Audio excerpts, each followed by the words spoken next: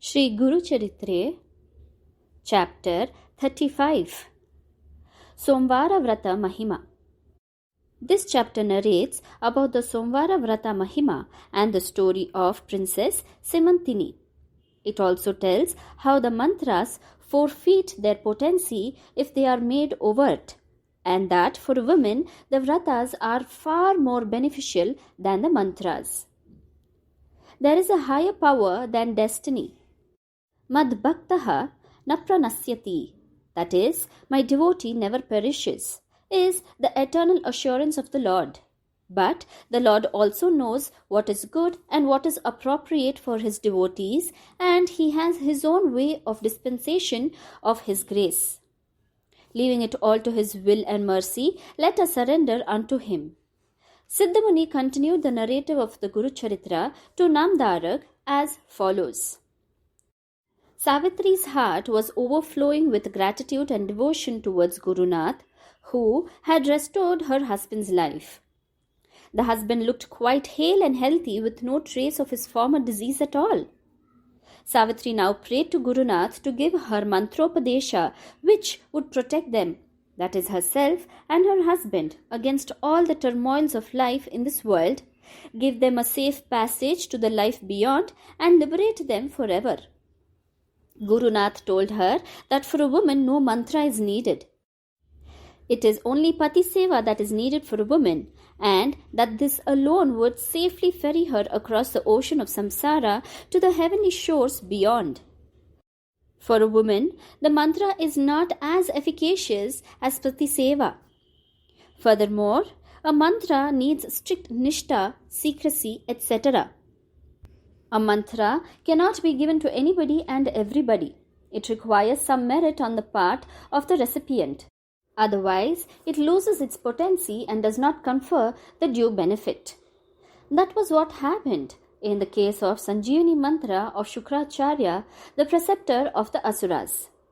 Sri Narasimha Saraswati explained it further as follows. Once a war was raging between the Devas and the Asuras. Shukracharya alone knew the Sanjeevani Mantra, the chanting of which would revive the dead back to life instantly.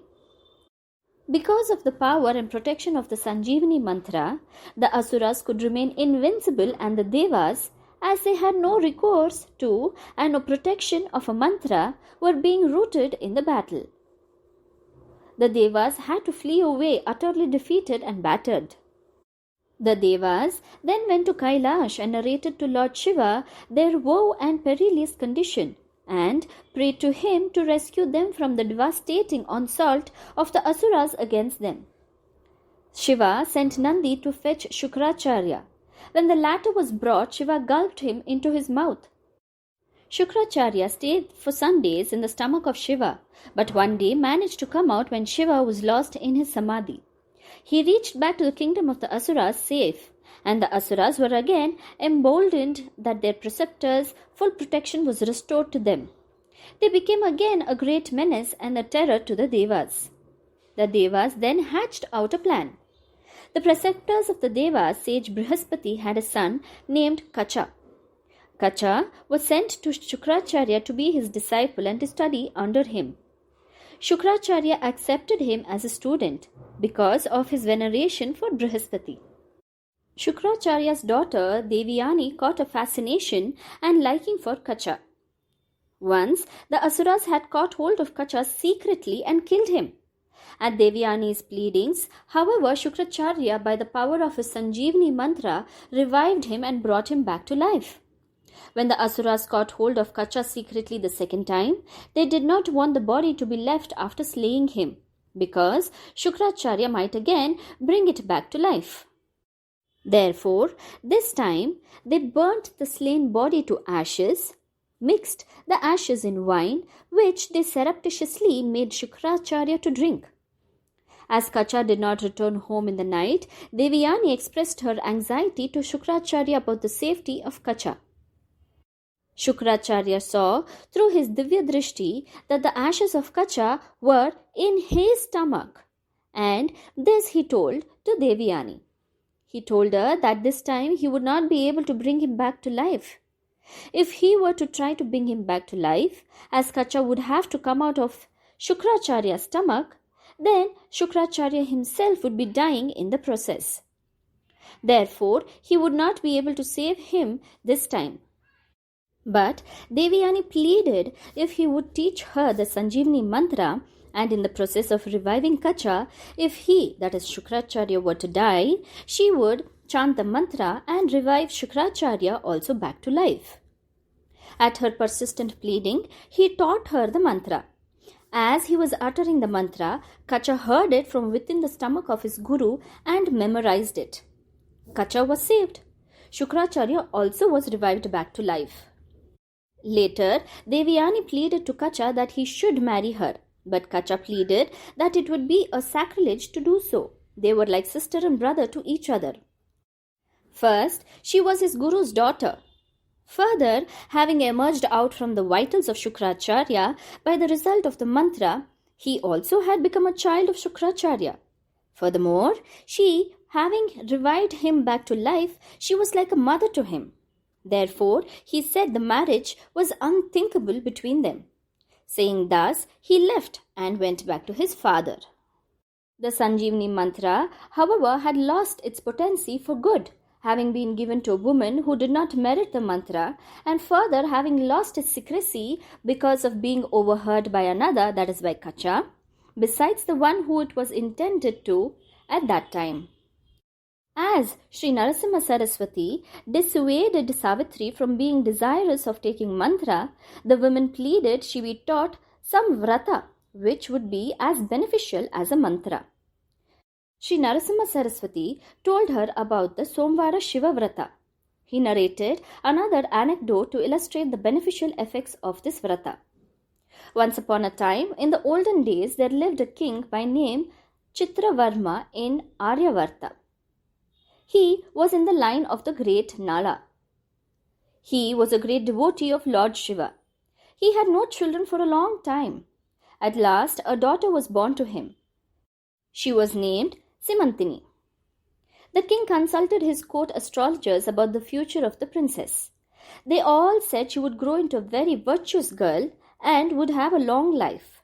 But at the age of 14 itself, she was likely to become a widow. The king's and the queen's heart were filled with gloom and sorrow at the prospect of their daughter's widowhood. The princess reached the age of 7. The king started searching a suitable alliance for her. Meanwhile, Simantini learnt the Somvara Shiva Vrata from Maitriyani, which is believed to confer Mangalya and auspiciousness to women. From that very young age, she started performing this Vrata. She was thereafter married to a young prince by the name Chitrangada, the son of King Indrasena. The marriage was celebrated in all regal pomp. One day, the prince Chitrangada went to swim in the river Kalindi along with his friends. There were also his guards attending upon him. The prince was swimming in the stream with his friends. He was suddenly caught in a whirlpool in the midstream and sank down. The guards tried to search for him and save him, but to no avail. Simantini said to her father and mother she would throw herself into the stream and die to join her husband in the other world at least. Her grief was inconsolable. She was all fury against Shiva, as in spite of her devout and strict observance of the Somvara Vrata, he had not protected her at all. She was being dissuaded by all from doing Sahagamana because Shastras did not approve of Sahagamana for a woman without the dead body of her husband by the side. To add to the misfortune, as the king and the people were steeped in sorrow at the prince's death, one enemy king attacked the kingdom of Indrasena and defeated the latter. Misfortunes never came alone but came in a chain, is the old saying. So it was the case with regard to Indrasena, who lost his son as well as his kingdom. When Chitrangada was caught in the whirlpool, he sank down into the depths of the river. The damsels of Nagaloka sighted him and rescued him and took him to their kingdom in the nether world. It was the kingdom of Takshaka, the great serpent king. The Nagakanya sprinkled Amrit over the body of Chitrangada, who was lifeless. The Amrit revived him instantly. He was taken to King Takshaka, who received him very kindly. Takshaka was happy to learn that Chitrangada was in the line of the descent from the famed King Nala, who happened to be a dear friend of his in the olden times. Takshaka was very hospitable to him. The prince was looked after very well. The prince found that Takshaka's city was a very rich and beautiful one. After some time, Chitrangada asked Takshaka to permit him to go back to his father. Takshaka gave him a very warm and loving send-off, sent a Naga prince for escort, and also gave him many precious and handsome gifts. The prince and the Naga prince who escorted him emerged out of the waters of the midstream. They swam to the bank. Just at that time, Simantani came to the river for the bath before her Vrata, as it happened to be a Somvara, that is, Monday. Although God seemed to have let her down, still she wanted to continue the Vrata. The prince recognized her as Simantani, the princess who was wedded to him. Her face was clouded with grief. He inquired of her who she was and why she looked so much grief-stricken. Although he had close resemblance to her dear husband, she did not take him to be her husband, as she thought that her husband was lost forever. The maids waiting for the princess narrated to the prince all about her misfortune and how she lost her husband, whom she loved so dearly. The stranger, that is the prince, said that he knew Chitrangada very well and that the latter was quite safe and would return to her soon. After saying thus, the prince, along with the Naga prince, went to his father's kingdom. Already by that time, the enemy king was thrown back and Indrasena had got his kingdom back. The king was most delighted at his son's safe return. He sent messengers immediately to Chitravarma to inform him of the happy turn of events and of his son's safe return, and that he, along with his son, were coming over there to his kingdom. The joy of Simantani knew no bounds. Her faith in Lord Shiva and the merits of Somvara Vrata were thus vindicated, and she had got back her lost husband. Sri Narasimha Saraswati thus impressed on Savitri the Mahima of Somvara Shiva Vrata. He told her that she should observe the Vrata all through her life, and this Vrata meant worship of himself, that is, to Sri Narasimha Saraswati only. Savitri and her husband then offered elaborate worship to Gurunath, performed Samaradhana, and with the blessings of Gurunath returned to their home, Mahur. The parents of the young man were overwhelmed with joy at the safe return of their son and daughter-in-law, and to see that their son had restored completely to good health. Their hearts overflowed with gratitude towards Gurunath for the divine mercy which he had showered on the family. Jai Gurudeva.